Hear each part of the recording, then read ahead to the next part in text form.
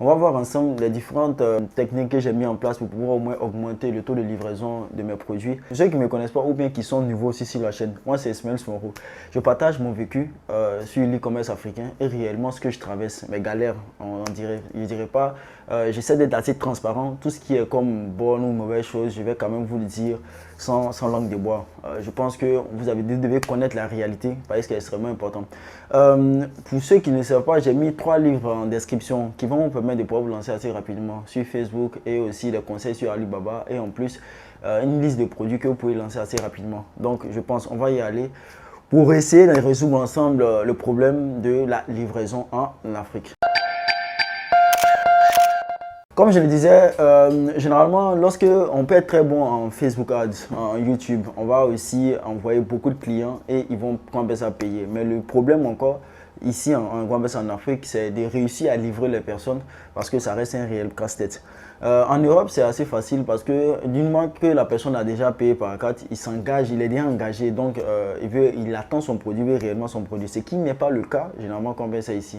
Moi, c'est quelque chose qui m'a réellement fatigué au départ parce que je me rends compte la plupart du temps que je vais pas avoir beaucoup de clients, mais le taux de délivrance, c'est-à-dire que le taux de livraison était assez faible. Souvent, vous avez 10 commandes et que peut-être tu arrives à livrer peut-être 4 à 5 commandes. Vous voyez ce que je veux dire? Donc, il faut aussi mettre un système, réellement des systèmes en place pour pouvoir récupérer le maximum de personnes dedans. Sinon, ça reste quelque chose de l'argent assez gaspillé. Ok.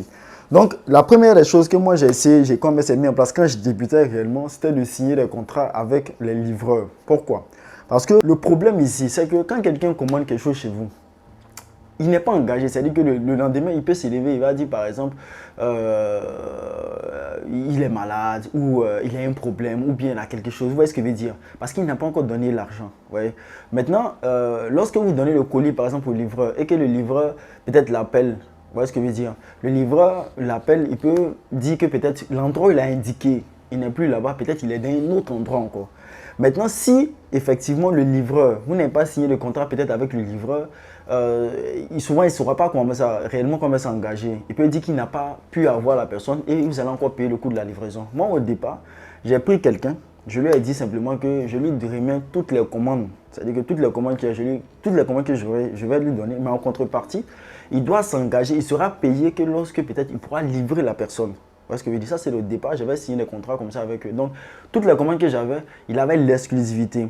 Maintenant, quand il partait livrer les produits en question, tant que peut-être il n'a pas livré la personne, lui, il n'a pas son argent. Ça fait qu'il s'engageait réellement à livrer le client. Même si le client change d'endroit, il est obligé souvent de le suivre, de réellement faire tout pour pouvoir réellement le livrer.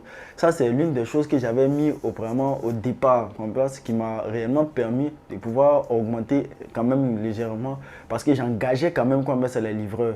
Donc, pour éviter qu'ils disent peut-être qu'il n'a pas eu la personne et qu'encore vous êtes encore obligé de le payer pour ce que vous avez, pour le trajet qu'il a fait. Ça, c'est l'une des premières choses que j'ai essayé de mettre en place. Maintenant, la deuxième chose que j'ai essayé de réellement aussi mettre en place, c'est de, je dirais, mettre une fiche de suivi. C'est-à-dire, la fiche de suivi, c'est-à-dire quand quelqu'un par exemple commande, j'ai fait une fiche. Aujourd'hui par exemple, je suis allé, on l'a appelé et qu'on peut l'appeler, pas dire par exemple qu'il n'est pas là ou qu'il a fait ceci ou cela. Je note son nom, son numéro et le lendemain, je peux l'appeler par exemple encore sur 3 jours. Je l'appelle successivement, c'est-à-dire que le lendemain, je le rappelle et le surlendemain encore, souvent encore, je le rappelle. Et puis après, qu'est-ce que je fais? Les personnes par exemple que je n'ai même pas pu livrer ou je n'ai pas pu avoir ou qui n'ont pas décroché, la semaine par exemple, qui suit, je les rappelle encore. Ça me permettait de rattraper, je dirais, certaines personnes. Parce qu'en ce moment, il n'y avait pas tout ce système d'emailing. Parce qu'au départ, ce n'est pas facile. Demain, un système d'emailing, mais demain, des SMS. Au départ, vous n'avez pas forcément un système d'emailing pour faire des relances, pour faire tout ça. Et puis aussi, ce n'est pas tout le monde aussi qui utilise aussi le commerce à l'email. Donc, ce que je faisais, j'avais une fiche. Le lot de personnes que j'ai livrées aujourd'hui, il y a plein de personnes peut-être qui n'ont pas décroché, qui n'ont pas, je dirais, qui ont dit qu'ils n'étaient pas là ou bien qui ont voyagé. Je les mettais sur une liste que j'ai rappelé comme ça le lendemain, le surlendemain et d'autres encore, je les rappelais encore la semaine comme ça suivante. Ça me permettait réellement de pouvoir récupérer un bon nombre de personnes dedans que j'ai pas pu livrer systématiquement le même jour. L'une des choses encore que moi j'ai remarqué généralement, c'est de faire si vous voulez faire vos livraisons, essayez de faire les livraisons très tôt pour que les clients, c'est-à-dire que les livreurs quittent ici, quittent dans vos locaux assez rapidement. C'est-à-dire, ils quittent par exemple, je dirais, au plus grand tard, 7 heures, sinon même 6 heures. Pourquoi? Parce que généralement, n'attendez pas à ce que vous commencez à livrer les personnes, par exemple, à partir de 9 heures ou 10 heures, par exemple. C'est assez compliqué. Les gens sont déjà sortis, ils peuvent avoir d'autres problèmes, d'autres choses qui vont faire de telle sorte qu'ils ne pourront pas payer comme ça vos choses. Quand les livreurs sortent assez rapidement et vous avez des livreurs qui sont, je dirais, par secteur, c'est-à-dire qu'il n'est pas obligé, c'est-à-dire que vous avez plusieurs livreurs qui vont par différents secteurs, ça permet très tôt le matin d'attaquer vraiment un secteur et d'attaquer les gens assez tôt. Moi, j'ai remarqué que le fait de se lever, le fait de commencer les livraisons assez tôt augmentait quand même le taux de mes livraisons. Donc, les gens doivent se lever assez tôt parce que quand ils se lèvent un peu tard et que les gens ont commencé, ils sont déjà sortis, ils ont commencé à faire certaines choses déjà, ça rend les choses un peu compliquées. Mais quand c'est tôt, quand vous le prenez assez rapidement, avant que qu'il reçoive tous ces appels, tous les problèmes, machin qu'on sort, vous quand même vous levez assez rapidement et je pense que c'est quelque chose aussi qui m'a grandement commencé à aider dans mes débuts pour pouvoir commencer à livrer les gens de manière assez conséquente. La dernière chose et l'ultime chose qui a changé considérablement, c'est d'appeler les personnes qui, je dirais, lorsque vous livrez les gens, appelez toujours pour leur demander s'ils ont été satisfaits du produit. Ça, généralement, ça résout beaucoup de problèmes. De un, même si le produit que vous avez donné n'est pas bon, généralement, les gars sont ils sont plus contents parce qu'il y a moins de personnes qui font ça. Ça, c'est la première chose que j'ai remarqué. Généralement, et puis en plus de ça, ils peuvent encore commander encore d'autres produits. Ce qui veut dire, ça augmente encore le taux de... C'est-à-dire que soit ils vont commander encore peut-être un deuxième produit du même type ou bien ils vont vous demander si vous avez encore un autre produit. Donc, le fait d'appeler les gens, quand vous finissez, parce que moi, généralement, toutes les personnes qui ont été déjà livrées, le lendemain, moi, je les appelais pour leur demander si réellement ils avaient reçu le produit et que s'ils ont été satisfaits.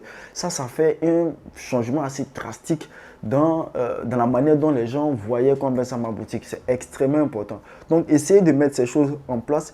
Je dirais, je pense que aujourd'hui, peut-être, j'utilise de l'emailing, j'utilise peut-être... J'utilise des emailing, j'utilise souvent des SMS pour dire aux gens, ah, vous avez commandé, par exemple, ça c'est le truc. Mais je sais que lorsqu'on débute, c'est les choses, c'est des solutions qu'on n'arrive pas à mettre en place sur le champ. Donc, c'est pour ça que j'ai essayé de partager ça un peu quand même comme ça avec vous. Ça va dépendre pour ça que quelqu'un qui débute, au moins, il sait plus ou moins à quoi s'attendre. Parce qu'on peut maîtriser Facebook, hein, on peut maîtriser tout ça, mais on envoie les gens et les gars commandent. Et pour tout ce qui est comme suivi de livraison, vous pouvez savoir que c'est quelque chose qui est extrêmement comme ça difficile. J'espère que je vous ai apporté quand même de la valeur sur ce sujet. Et pour toutes les personnes qui ont des questions, qui ont des trucs comme ça, vous pouvez envoyer ça soit dans notre groupe Facebook ou soit aussi en commentaire. Ça me fait réellement plaisir d'y répondre. N'oubliez pas aussi de partager les 3 bouquins dans la description. Sur ce, je vais vous dire à très bientôt encore pour une autre vidéo. Ciao!